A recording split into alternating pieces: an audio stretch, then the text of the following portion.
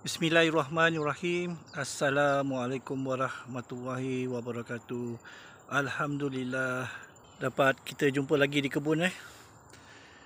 Ini antara tanaman yang sedang saya kemas. Ruang ni agak semak sikit.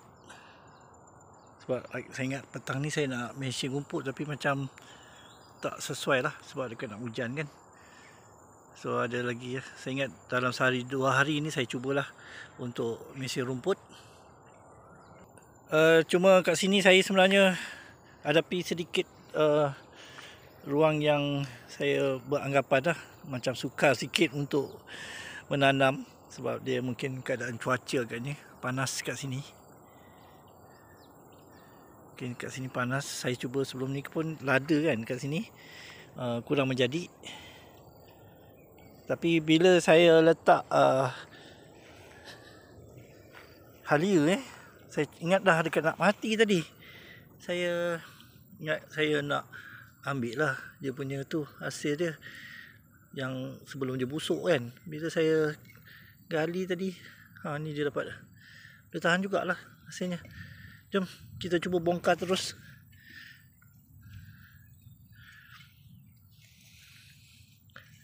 Kita cuba tengok apa ada kat dalam ni kan. Ni satu. Saya rasa sama sini je lah kot. Masa saya gali ni tadi, setelah saya nampak dia macam jumlah dia banyak jugalah kan. Cuba kita tengok.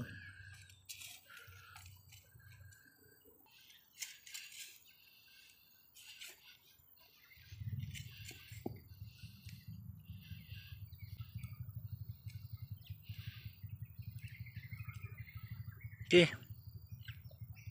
Alhamdulillah dapat jugalah. Adalah hasil dia.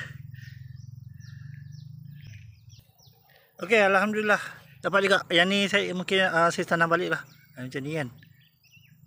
Saya cuba tanam balik lah. Yang ni saya ambil lah, saya tuai. So kalau tengok ada satu lagi sebenarnya. Saya ingat saya nak pindah ni tadi. Tapi tak apalah. Nantilah saya rasa boleh masuk dalam satu bekas. Satu dalam bekas untuk diganti ya.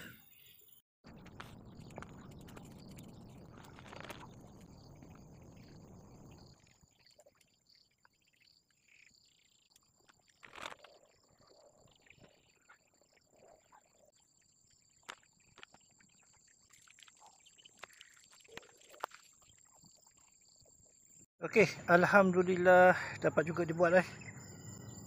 Saya rasa saya nak cuba fokus ataupun biarkan sebab ada lagi bekas yang sedang membesar ni. Okey, ni dia. Ni ada satu ni. Isi, ni pun ada satu. Ini saya ingat sebelum ni bekas lada ni. Jadi ada cukup lah ni. 1, 2, 3, 4, 5, 6. Ni nanti saya akan pindahkan. Ni pun bekas lada ni. Pokok lada. Jadi cukup ngam-ngam lah ni. 2, 4, 6, 7. Ni bekas yang ni lah. InsyaAllah sambung pada esok hari lah. Sebab cuaca dah gelap .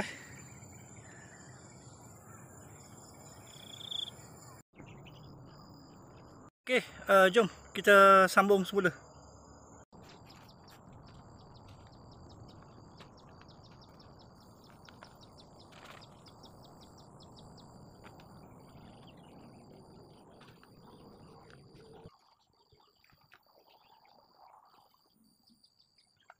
Okey, alhamdulillah dapat dibuat . Saya sekarang ada 1, 2, 3, 4, 5, 6 dan di sana tu ada satu lagi kan. 6, 7. Cuma itulah nak mengemas bukan senang . 3 minggu saja tak dibuat. Difokuskan di bahagian sini. So ni dah dia. Inilah ia kesan dia. Nak beracun sebab dia dekat dengan pokok petai . Tak semua pokok. Sebenarnya saya cuba elak lah untuk menggunakan racun perosak sebab dia ada kesan untuk jangka masa panjang.